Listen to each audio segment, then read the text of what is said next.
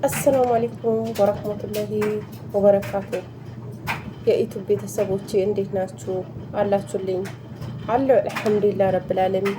በሌላ ቪዲዮ ቀይሬ መጥቼላችኋለሁ እና ንገሪኝ ብለሽኛል እህቴ። ያው ምነግርሽ ነገር ቢኖር ማለት ነው አብዛኛ ያው ትዳር ማለት ያስፈልጋል። ትዳር ማለት ለኛ በቃ ምን ልበልሽ እና አንድ ትዳር ያስከብረናል። እኛ ራሳችን እንከበርበታለን።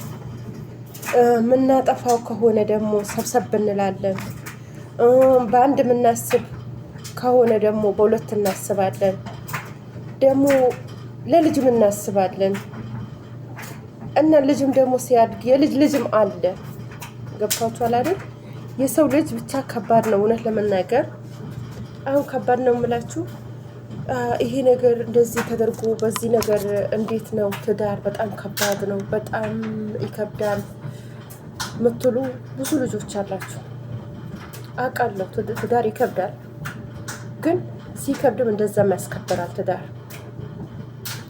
ትዳር ማለት በጣም በጣም በጣም ከመጠን በላይ ያስከብራል። አሁን አንድ ሰው ምሳሌ የሆነ ነገር ብታወጪ ዛሬ ያስቀመሻትን ነገር ታማኝ ትዳር ሁሉም እኮ አንድ አይደለም።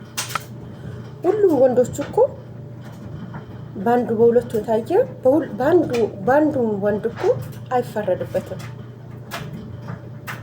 ሁሉም ወንድ እኩል አይደለም። ሁሉም ወንድ ደግሞ በመጥፎ አይናችሁ ልታዩት አይደለም። ባል ማለት ልንገራችሁ ወንድም ማለት ነው።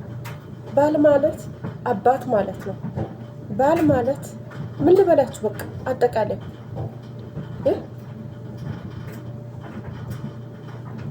ብቻ በሌላ ነገር አስባችሁ የምትናገሩ ልጆች በጣም ይከብዳል።